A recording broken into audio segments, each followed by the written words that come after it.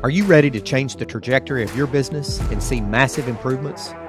Each week, we'll share strategies and practices to generate sustained results and long-lasting success in your organization. Welcome to the Innovation Junkies podcast. Hey guys, welcome to another episode of the Innovation Junkies podcast. I'm Jeff Standridge. Hey, and this is Jeff Amrine. Great to be back. Yeah, thank you guys for joining. We've been talking about innovation, and what we're going to talk about today is artificial intelligence, machine learning, and kind of the impact of that. How about you take us away there on that, Jeff? Yeah, it's interesting times, and AI and machine learning and auto ML and all that stuff is not really a brand new topic. But within the past 6 months, there's been tremendous coverage through mass media of things like ChatGPT, OpenAI, DALL-E. I mean, there's a whole host of these things that are coming out there. And OpenAI started out as a open source AI project with a lot of well-to-do people funded it. ChatGPT has kind of become Microsoft's implementation of that, and they're going to implement it in Bing. But the thing that's really interesting about where we are now is this whole AI, machine learning, and auto ML was kind of the domain of data scientists and data analysts for the longest time. You had to be well-schooled in data. You had to be really steeped in it. Now it's essentially B2C available to the whole world, right? So much so that the ChatGPT site will go down because there's so much interest after it ran on 60 Minutes and CBS Sunday Morning. And so I thought it would be interesting to have a conversation about what is that going to do in the way innovators innovate, in the way certain what you call professional or white collar jobs change. What's the impact going to be? Is it a negative? Is it a positive? Is it going to increase productivity? How's it going to drive innovation? So that's kind of the opening for it. What are you seeing? What are your thoughts? You know, we teach a lot of our entrepreneurs who are struggling, and even innovators within larger enterprises who are struggling to get everything done, to step back and do some time tracking and figuring out where they're spending their time. And what we find over and over and over again is that the masses are spending upwards of 50% of their time doing things that are way below. They're not operating at the top of their license. They're doing tasks that can be handled much more effectively and much more efficiently by other means. And while some people have jumped on the ChatGPT and the OpenAI bandwagon saying, "Oh my gosh, it's gonna eliminate so many jobs." Well, see, I think it's going to make them more effective. It's going to make them more efficient. If you're a writer, if you're a researcher, if you're a social media person, why would you not leverage that application, that tool set, to be able to make your job more effective and more efficient?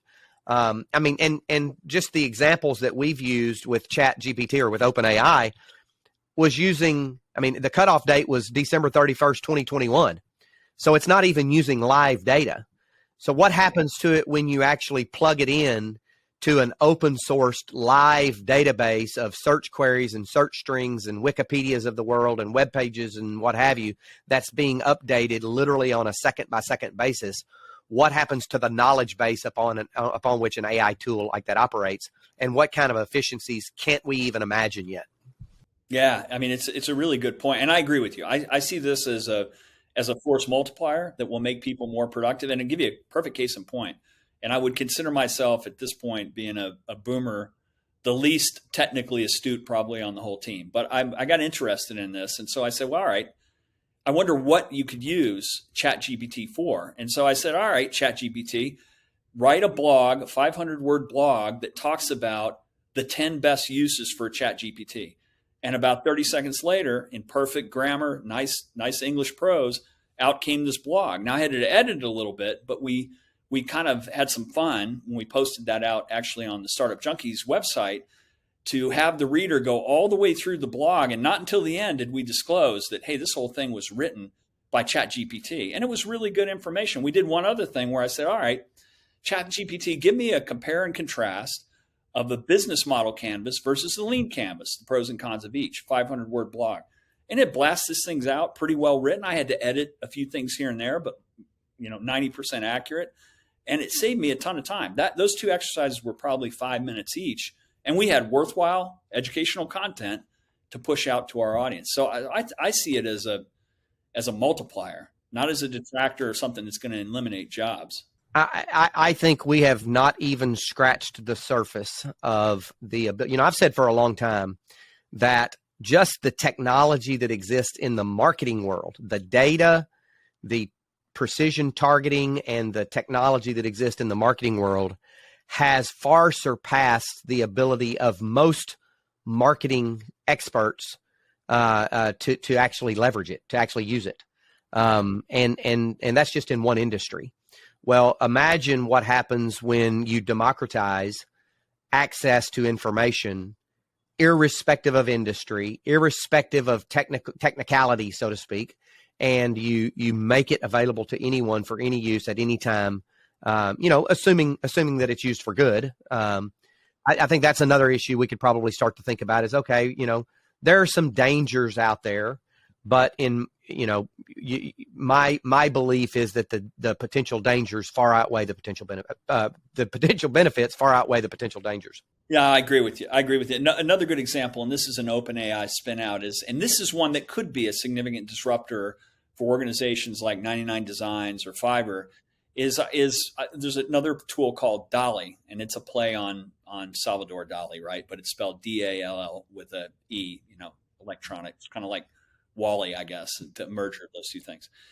But I wanted to do something for a proposal cover. And so I got out there and said, all right, I want to have something that represents outdoor ventures, that shows this sort of winding path, that's translucent, that's in the style of X artist. And pretty soon it blasts this stuff out that's in the style of that artist. It kind of amalgamates all those possibilities and gives you 4 or 5 options that you could choose from.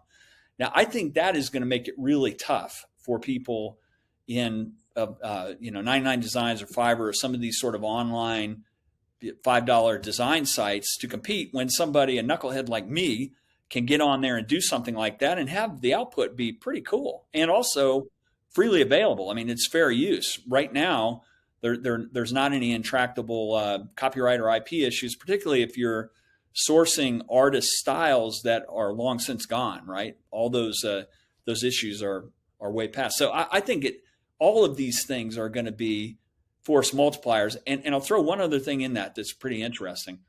Overall, in the developed world, the industrialized world, the birth rate is declining. And so we've got fewer and fewer people in general that are in these professional positions. We're going to need these sorts of tools in order to maintain productivity.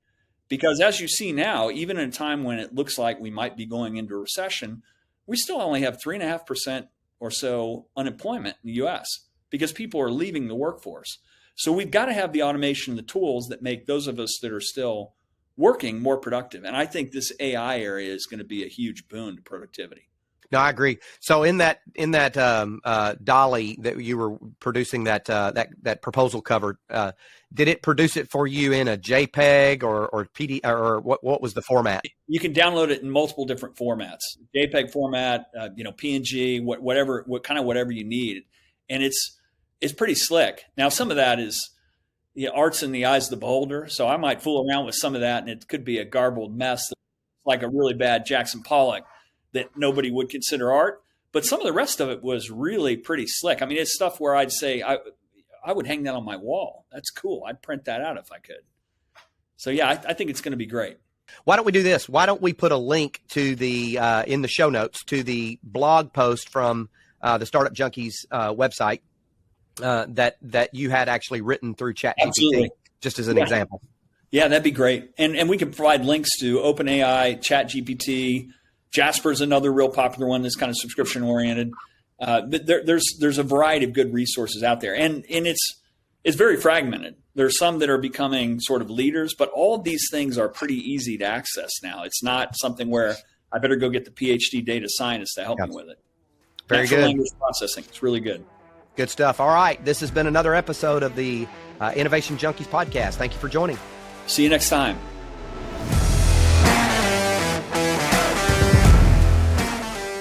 Feedback from listeners like you helps us create outstanding content. So if you like this episode, be sure to rate us or leave a review. Also, don't forget to subscribe to get the latest growth and innovation strategies. Thanks for tuning in to the Innovation Junkies podcast.